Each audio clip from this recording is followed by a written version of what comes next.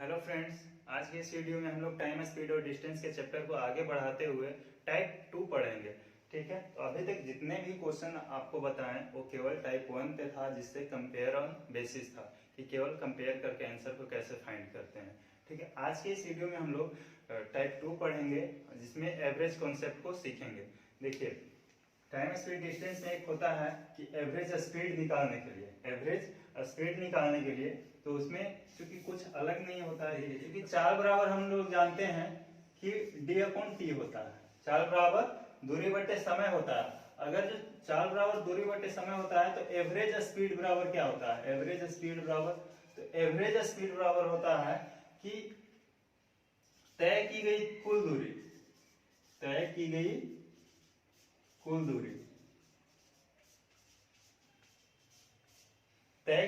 दूरी बटा उस दूरी को तय करने में लिया गया कुल समय। ये होता है एवरेज स्पीड। देखिए, सपोज कीजिए कि डी कोई डिस्टेंस है। ठीक है, एक व्यक्ति x के स्पीड से गया और y के स्पीड से वापस आ गया। ठीक है, एक x के स्पीड से गया और y के स्पीड से वापस आ गया, तो क्वेश्चन पूछता है कि बताइए इसका एवरेज स्पीड क्या होगा। तो देखिए, हम लोग जानते हैं कि एवरेज स्पीड बराबर क्या होता है? तय की गई कुल दूरी बटा उस दूरी को तय करने में लिया गया कुल समय। तो बात कर लेते हैं कि यहाँ पे दूरी कितना है? दूरी है एक, यहाँ पे दूरी कितना है? d है। तो d दूरी को तय करने में यहाँ पे लिया गया समय कितना है? तो d अपॉन टी, यहाँ पे सॉरी d अपॉन x, यहाँ पे d दूरी को तय करने में लिया गया समय d अपॉन x हो गया, और इस वापस जब आया तो वही दूरी को तय करने में कितना हो जाएगा? d अपॉन y, ये टाइम हो जाएगा। और इसी को हम लोग एवरेज स्पीड कह सकते हैं कि एवरेज स्पीड है। तो अगर ये एवरेज स्पीड है, इसको कैलकुलेट कीजिएगा तो ऊपर 2d हो जाएगा, और यहाँ से एलसीएम लीजिएगा तो xy इसका एलसीएम हो जाएगा, और एक कितना हो जाएगा? dy बटे dx प्लस dx। इसको आगे और थोड़ा सोल्व कीजिएगा तो ऊपर 2d आ जाएगा, और इसको d कॉमन ले लीजिए तो x प्लस y हो जाएगा, और नीचे कितना हो जाएगा? xy। d से d कैंसल आउट हो जाएगा तो बचेगा कितना? 2, और नीचे से xy कहाँ चल जाएगा? ऊपर 2xy by x plus y। आप लोगों ने इस फार्मूला को इतने रट के रखे हैं कि कहीं भी क्वेश्चन मिलता है कि एवरेज स्पीड फाइंड करें तो डायरेक्ट लगा देते हैं 2xy by x plus y। अब पता चला कि कहाँ से आया है 2xy by x plus y। तो ये बिल्कुल गलत तरीका है, मेरे अनुसार तो गलत तरीका है। आप लोग पता नहीं इससे बनाते होंगे, बट इस तरीके को हम लोग कभी भी यूज नहीं करेंगे। और देखिए, इसी तरह से एक और है कि जैसे कि मान लीजिए कि एक व्यक्ति d दूरी, अलग अलग दूरी समान है, d दूरी को x के स्पीड से जाता है, यहाँ पे y के स्पीड से जाता है, और यहाँ पे z के स्पीड से जाता है। ठीक है, तो इसका एवरेज स्पीड क्या होगा? आप लोग नोट कर लीजिएगा कि कभी भी जब डिस्टेंस समान हो, ये फार्मूला तभी आपको लगेगा जब डिस्टेंस समान होता है, दूरी इक्वल रहता है, तभी ये 2xy by x plus y का फार्मूला लगता है, अन्यथा ये फार्मूला फेल हो जाता है। जैसे कि हाँ, तो इसकी बात कर रहे थे कि इसका एवरेज स्पीड कैसे निकालेंगे हम लोग। तो इसका एवरेज स्पीड निकालने के लिए दूरी कितना है? d, और इस d दूरी को तय करने में लिया गया समय कितना है? d upon x। इस आगे की d दूरी को कितना? d दूरी तय करने में d अपॉन y टाइम लिया होगा, और इस d को तय करने में d अपॉन z टाइम लिया होगा। ठीक है, तो ऊपर टोटल इसको और थोड़ा कैलकुलेट करेंगे तो 3d, ऊपर 3d हो जाएगा, और नीचे xyz एलसीएम हो जाएगा। इसको फाइंड आउट कीजिएगा, तो इसको फाइंड आउट करने के लिए एक को हाइड कर लीजिए, बाकी दो जो बचा हुआ है वो ऊपर चल जाएगा, यानी कि d इंटू एक yz, dyz हो जाएगा। इसको निकालने के लिए y को हाइड कर लीजिए, प्लस xz ऊपर जाएगा, यानी कि dxz हो जाएगा। अब यहाँ पे इसको हाइड कर लीजिए, यहाँ पे d xy हो जाएगा। ठीक है, इसको और कैलकुलेट कीजिएगा तो 3D हो जाएगा ऊपर, और नीचे में क्या हो जाएगा, d को कॉमन ले लीजिए, xy plus yz plus zx हो जाएगा बाई xyz हो जाएगा। अब d से d कैंसल आउट हो जाएगा, यानी कि जब तीन अलग अलग स्पीड दिया हुआ रहे तो उसका एवरेज स्पीड निकालने के लिए क्या हो जाएगा, 3xyz ऊपर चला जाएगा तो xyz by xy plus yz plus zx, इतना आ जाता है तीन अलग अलग चाल से किसी समान दूरी को तय करने के लिए, ये फार्मूला हो जाएगा। लेकिन हम पहले ही बताएं कि हम लोग कोई भी फार्मूला यूज नहीं करेंगे, ये तो पहला तरीका जो है जो आप लोग जानते हैं। इस पे क्वेश्चन जब सोल्व कीजिएगा तो काफी कैलकुलेटिव हो जाएगा और काफी टाइम लगेगा। तो हम लोग इस कॉन्सेप्ट को बिल्कुल नहीं अपनाएंगे, हम लोग कुछ अलग कॉन्सेप्ट अलग पढ़ेंगे। हम पहले ही बता दिए कि हम जो भी बताएंगे वो फार्मूला बेसिस नहीं होगा, केवल कॉन्सेप्ट बेसिस होगा। और कॉन्सेप्ट का मतलब होता है कि एक कॉन्सेप्ट लगे और पूरा चैप्टर निकल जाए, ठीक है। तो देखिए हम क्या बताने वाले हैं, सेकंड ऑप्शन, सेकंड तरीका क्या है जो द बेस्ट है इस चैप्टर के लिए और इस टाइप के क्वेश्चन के लिए। तो कभी भी आपको डी सपोज कीजिए कि x के दूरी से गया और y के दूरी से आया, तो इसको निकालने के लिए एवरेज स्पीड निकालने के लिए क्या लगाते हैं कि 2xy by x plus y लगाते हैं, ठीक है। 2xy by x plus y लगाते हैं एवरेज स्पीड के निकालने के लिए, कब, जब दूरी समान होता है। तो आप देखते हैं कि क्या इसमें d आपको दिख रहा है, नहीं दिख रहा है। इससे हमको एक कंक्लूजन यहाँ से निकाल सकते हैं कि कभी भी आपको एवरेज स्पीड जब फाइंड करना होता हो तो आप d को कुछ भी मान सकते हैं, क्योंकि एवरेज स्पीड में तो d का कोई मतलब ही नहीं है यहाँ पे। तो जब d का कोई वैल्यू नहीं है, कोई मतलब नहीं है, तो d को अपने अनुसार कुछ भी आप मान सकते हैं और मानने के बाद डायरेक्ट आंसर आ जाता है। जैसे मान लीजिए कि x का कुछ दे दिया हो कि 10 किलोमीटर के स्पीड से गया और y जो है यानी कि 15 किलोमीटर के स्पीड से वापस आया, तो बताइए इसका औसत चाल क्या होगा। तो हम लोग कहेंगे कि क्यों न इसका, जब d के मान पर डिपेंड ही नहीं करेगा तो इसका कुछ d का मान लेते हैं, और d का क्या मानेंगे, तो d को एलसीएम मानेंगे चाल का। तो चाल का एलसीएम कितना हो जाएगा, 30। अब दूरी हम निकाल लिए कि दूरी कितना हो जाएगा, 30। आप जब दूरी निकल गया तो आपका आंसर तुरंत ही आ जाएगा। जैसे कि देखिए हम लोग जानते हैं कि एवरेज स्पीड बराबर क्या होता है कि तय की गई कुल दूरी और लिया गया कुल समय। तो तय की गई कुल दूरी कितना, गया 30, इधर से गया 30 दूरी और वापस भी आया कितना, 30 दूरी, ठीक है। इस 30 दूरी को तय करने में इसे कितना लिया होगा, टाइम कितना लिया होगा, तो 30/10 लिया होगा, और इस 30 दूरी को तय करने वापस आने में 30/15 लिया होगा। बस अब टोटल दूरी 60 हो गया, और यहाँ से कैलकुलेट कर लीजिए तो 5 हो जाएगा, और 12 किलोमीटर पर आवर के स्पीड इसका हो जाएगा, ठीक है। तो हम लोग इस तरीके से क्वेश्चन को सोल्व करेंगे, और वो फार्मूला बिल्कुल नहीं यूज करेंगे। फार्मूला हम लोग कब यूज करेंगे, एक कंडीशन है कि फार्मूला उसी वक्त यूज करेंगे जब हमको एलसीएम निकालने में दिक्कत हो। और मुझे जहां तक लगता है कि एलसीएम निकालने में बिल्कुल आपको दिक्कत नहीं होनी चाहिए, और अगर दिक्कत होती है तो एलसीएम एचसीएफ में हम लोग उसका चर्चा करेंगे कि एलसीएम एचसीएफ में एलसीएम कैसे जल्दी फाइंड किया जाता है और एचसीएफ कैसे जल्दी फाइंड किया जाता है। अगर शॉर्ट में बताएं तो जो बड़ा संख्या है उसका टेबल पढ़ दीजिए, जैसे 15 × 15, 15 दूनी 30, और देखते जाएंगे कि क्या 15 आता है 10 के टेबल में, तो नहीं आता है, तो ए एलसीएम कभी नहीं होगा। 30 आता है 10 के भी टेबल में और 15 के भी टेबल में, तो हाँ आता है, तो ए आपका एलसीएम हो जाएगा। तो इस तरह से एलसीएम निकालते हैं। बाकी डिटेल जो है एलसीएम चैप्टर में बताएंगे कि एलसीएम कभी भी निकालना हो तो बड़ा वाला जो है संख्या उसका आप मल्टीपल करके देखिए, यानी टेबल पढ़िए। अगर जो आपको दोनों को जितना भी एलसीएम निकालना है जिस संख्या का, सभी में उस टेबल वाला आ जाता है संख्या, तो दैट इज एलसीएम। तो एलसीएम निकालने, और अगर आपको कहीं फील होता है अभी कि नहीं हमको एलसीएम कहीं निकालने में दिक्कत होता है, तो आप 2xy वाला, केवल xy मतलब केवल दो स्पीड x और y वाला दिया हुआ रहे तो xy वाला फार्मूला आप लगाइए, अन्यथा कभी भी मत लगाइए। एक 2xy y x plus Y. तो हम लोग कब जैसे कि इस पे हम लोग कुछ क्वेश्चन करके देखते हैं कि क्वेश्चन कैसे कैसे होते हैं, ठीक है।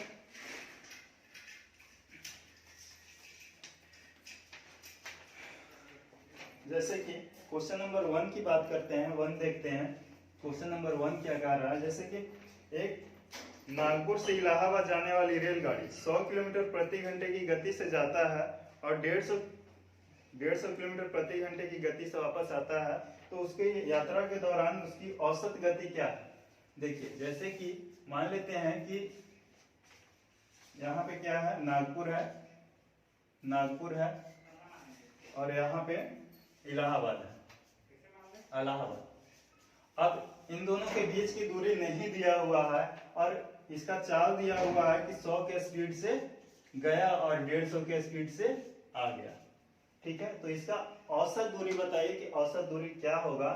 तो हम लोग डायरेक्ट इसको क्या करते हैं कि 2xy by x plus Y निकालते हैं।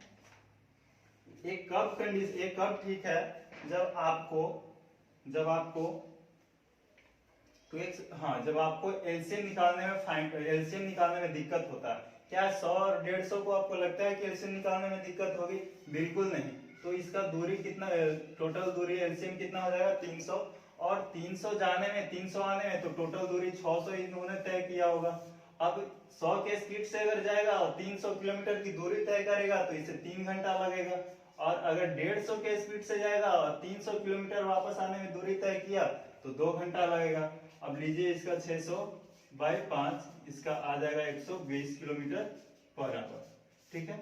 अगर जो आप इसी को फार्मूला में यूज कीजिएगा तो थोड़ा कैलकुलेटिव ज्यादा हो जाएगा। अभी आपको भले नहीं दिख रहा है, लेकिन जैसे ही हम लोग क्वेश्चन आगे की ओर बढ़ाएंगे, लेवल थोड़ा सा आगे बढ़ाएंगे, तो इसका बिल्कुल डिमेरिट आपको दिखेगा। ये कभी भी यूज मत कीजिए, आप यूज वही कंडीशन में कीजिए जब एलसीएम आपको फाइंड करने में दिक्कत होती हो, नहीं तो एक कभी भी मत यूज कीजिए। ये आपको अभी आगे के क्वेश्चन में हम आपको दिखा देते हैं कि कैसे कैलकुलेटिव बना देता है क्वेश्चन को और टाइम टेकिंग कैसे लेता है। जैसे कि सेकंड नंबर क्वेश्चन है कि एक व्यक्ति स्थान ए से बी तक एक समान गति 36 किलोमीटर प्रति घंटा के जाता है और बी से ए वापस आने में 45 किलोमीटर उसका चाल रहता है, तो उसका औसत गति बताएं। ए से बी की दूरी नहीं पता है, लेकिन जाता कितना से 36 के स्पीड से जाता है और आता कितना है 45 के स्पीड से, ठीक है।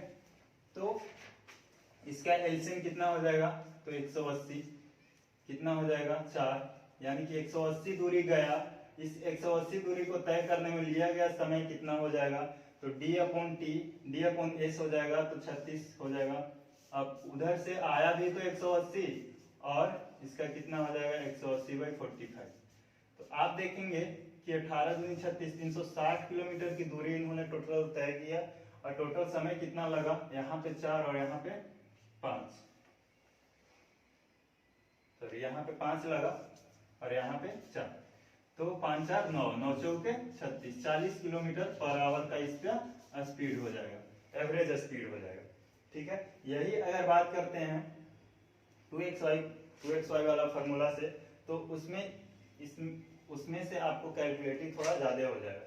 तो इसका आंसर क्या हो जाएगा 40 किलोमीटर पर आवर।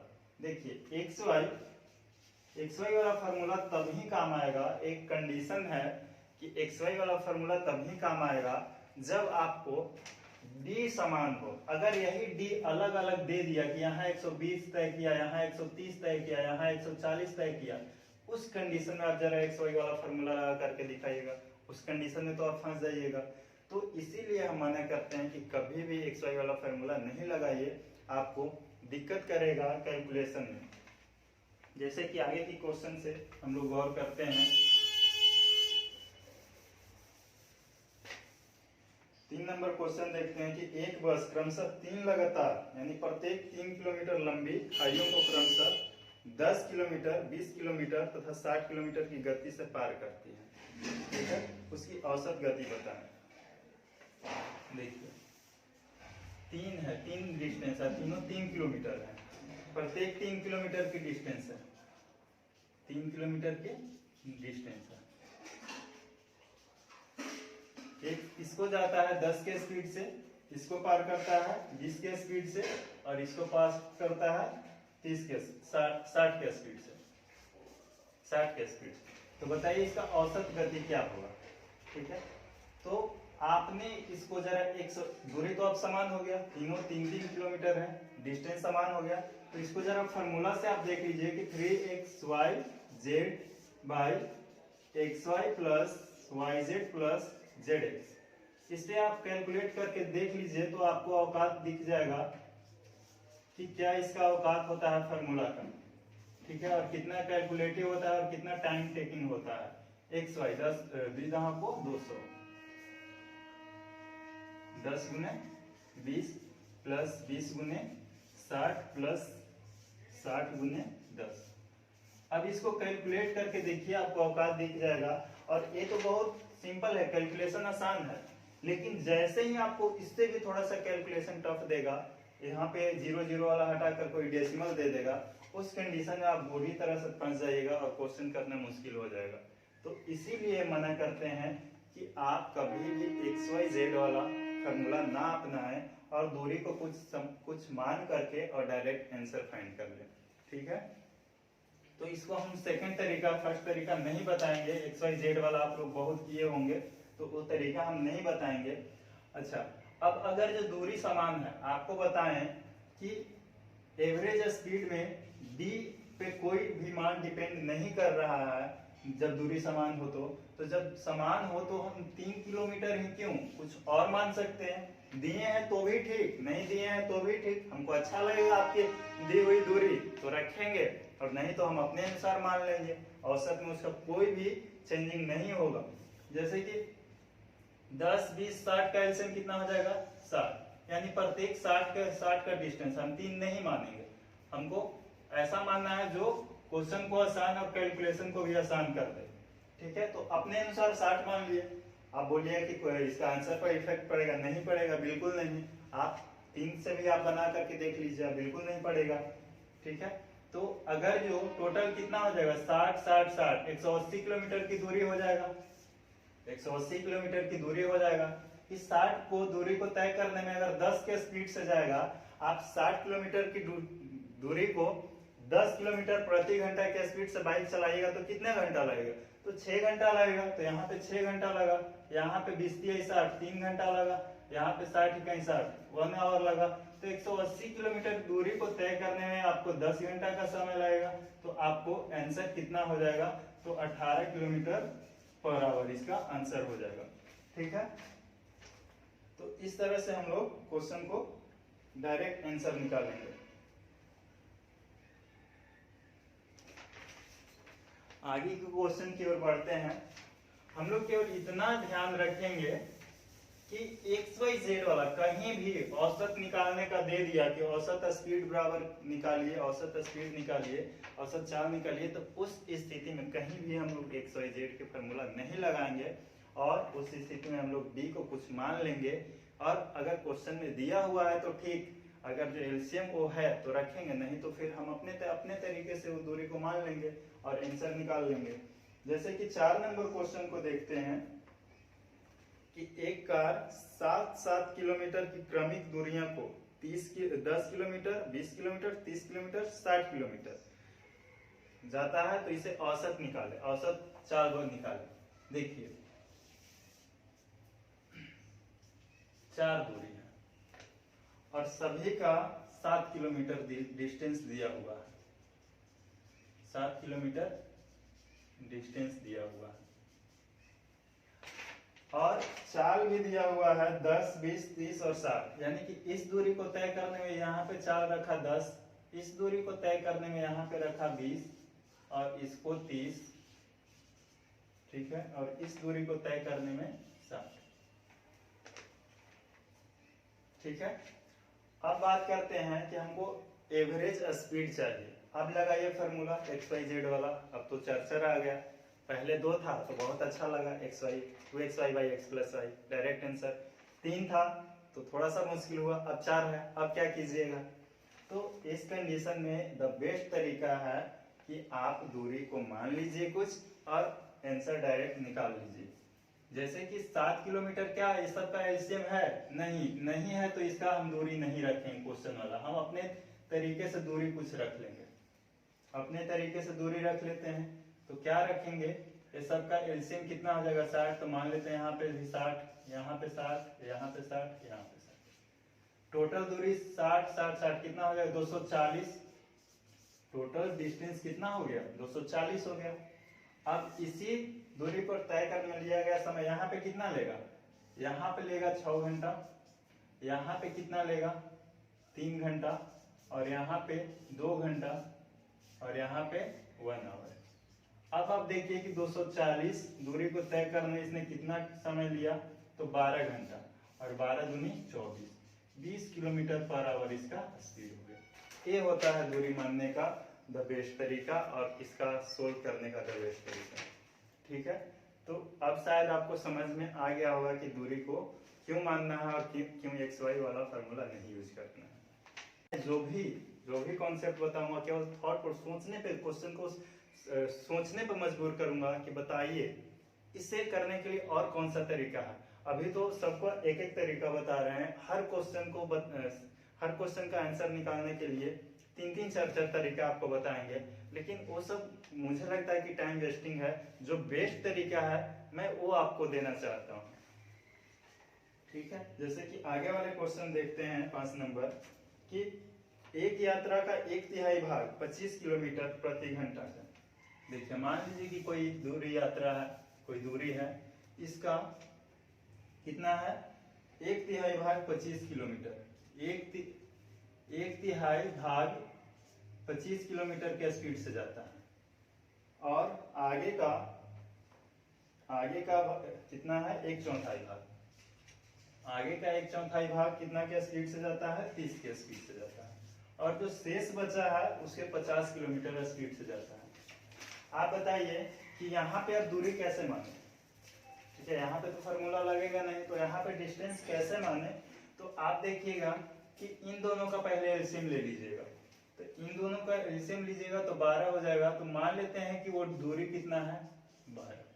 ठीक है, तो 12 वो दूरी है, तो जरा इसको कैलकुलेट कीजिए, तो यहाँ पे 4 हो जाएगा और यहाँ पे 3 हो जाएगा, तो 4 3 7 ये दूरी हो गया, तो बचा कितना 5, तो ये 5 दूरी हो गया। अब तो दूरी 4 3 5 अलग अलग हो गया। अब देखें कि क्या चाल से, जो दी गई चाल है उससे कैंसल आउट हो रहा है, वो एलसीएम है दूरी, तो नहीं है। तो अगर नहीं है तो फिर से आप इसको चेंज कीजिए, कि मानते हैं कि 120 है, तो क्या सबसे कट जाएगा, यानी कि एलसीएम इसका है, तो नहीं है। एक और ले लेते हैं, तो बिल्कुल 1200 दूरी है और ये सबसे कैंसल आउट हो जाता है, तो अब एक डिस्टेंस माना हुआ सही है। अब बात करते हैं कि इसे टोटल दूरी, अच्छा अगर यहाँ पे 2 जीरो बैठा है तो यहाँ पे भी 2 जीरो बैठा दीजिए। ठीक है, तो टोटल डिस्टेंस कितना तय किया, तो कहेंगे कि 1200 दूरी तय किया, 1200 दूरी तय किया। अब 1200 दूरी तय करने समय कितना लगा, टाइम। तो अगर 400 किलोमीटर की दूरी है और 25 किलोमीटर के स्पीड से जा रहा है, तो कितना समय लेगा, तो 16 घंटा लेगा। अगर जो आपको थोड़ा कैलकुलेशन में दिक्कत है तो कर लीजिए कि 300 किलोमीटर की दूरी 30 के स्पीड से जा रहा है, कितना लगेगा, 500 किलोमीटर की दूरी 50 से जाएगा तो कितना लगेगा। टोटल दूरी आपने 1200 तय की है। ठीक है, और यहाँ पे समय कितना लगेगा, तो 16 घंटा यहाँ पे लगेगा, यहाँ पे कितना लगेगा, तो 10 घंटा लगेगा, और यहाँ पे भी 10 घंटा लगेगा। टोटल 1200 दूरी को तय करने में कितना 36 घंटा का समय लगा। तो 12 36 यानी कि कितना हो जाएगा 100/3, यानी 33.1/3 किलोमीटर पर आवर का इसका स्पीड हो जाएगा। और इस तरह से क्वेश्चन को हम लोग सोल्व करेंगे। एक क्वेश्चन लास्ट और दिखा देते हैं आपको, परसेंटेज वाला। लोग जितना भी है सब 0 लेवल से शुरू करेंगे और लेवल थोड़ा सा बढ़ाते हुए उससे क्वेश्चन को आगे तक देखेंगे। कहीं भी आपको दिक्कत नहीं होगी, बिल्कुल भी नहीं। अगर फार्मूला से करते हैं तो आपको दिक्कत हमेशा होगी, कॉन्सेप्ट से करते हैं तो कहीं भी नहीं होगी। जैसे कि क्वेश्चन नंबर 6 देख लीजिए कि क्वेश्चन नंबर 6 क्या कर रहा है, कलकत्ता की यात्रा के दौरान एक टैक्सी कुल दूरी का 50% भाग 50 किलोमीटर। मान लेते हैं कि ये दूरी है, अब 50% भाग, 50% का मतलब कितना होता है? आधा। तो आधा भाग कितना से जाया गया? 50 किलोमीटर के स्पीड से। आधा भाग 50 किलोमीटर से गया। और 40% भाग, 40% का मतलब कितना? 40% का मतलब 40/100, 2/5, यानी कि 2/5 भाग, 2/5, 2/5 भाग कितना के स्पीड से गया? तो 40 के स्पीड से। और बाकी जो बचा हुआ है उसे कितना के स्पीड से गया? 20 के स्पीड से। तो बताइए कि इसका एवरेज स्पीड क्या होगा? हम लोग अभी तक इतनी सी बात जाने कि कभी भी आपका औसत गति निकालना हो और डिस्टेंस नहीं दिया हुआ हो, इसका मतलब है कि एवरेज स्पीड को डिस्टेंस से कोई मतलब नहीं है, वो अपने तरीके से आप मान सकते हैं। और अगर क्वेश्चन में दिया हुआ भी है तो ठीक, और नहीं दिया हुआ तो भी ठीक। तो आधा भाग, जैसे 1/2 और 2/5 का एलसीएम कितना? 10 मान लेते हैं। 10 कि मानते हैं कि डी कितना है? 10 है। तो इसे कैंसिल आउट करेंगे तो 5 और ये 5 दूनी 10, यानी 4 हो जाएगा। तो अगर ये 5 दूरी तय किया और ये 4, 9 दूरी, और टोटल कितना है? 10, तो यहाँ पे 1 हो जाएगा। अब देखेंगे कि क्या 50, 40, 20 इन सब का एलसीएम 10 है? तो नहीं है। तो एलसीएम नहीं है तो इसे क्या कर देंगे? 100 करेंगे तो क्या हो जाएंगे? नहीं होंगे। एक और करके देखते हैं तो क्या हो जाएंगे? तो हाँ, सबसे अब कैंसल आउट हो जाएगा, तो ए एलसीएम होगा। ठीक है। अब देखिए कि अगर दो जीरो बैठाए हैं तो इधर भी 2 जीरो बैठा दीजिए। अब टोटल दूरी 1000 तय किया आपने, और 1000 दूरी जब तय किए तो समय कितना लिए? तो यहाँ पे देखेंगे कि 10 घंटा लिए, और यहाँ पे कितना लिए? 10 घंटा, और यहाँ पे कितना? 5 घंटा। टोटल दूरी आपने 1000 तय किए, और समय कितना? 25 आवर लिए। 25 से होके 100, 40 किलोमीटर पर आवर। बिल्कुल आसानी तरीके से हम लोग सोल्व करेंगे, और बिल्कुल आसानी तरीके से आंसर आ जाएगा, इसमें कोई दो राय नहीं है। आप अगर फार्मूला से बनाते रहिएगा तो बिल्कुल फंसिएगा, और अगर कॉन्सेप्ट बेसिस से बनाइएगा तो बिल्कुल कहीं भी नहीं फंसिएगा। तो ये आज का कॉन्सेप्ट था एवरेज स्पीड पे। तो बताइएगा कि कैसा लगा। तो आज के लिए इतना ही।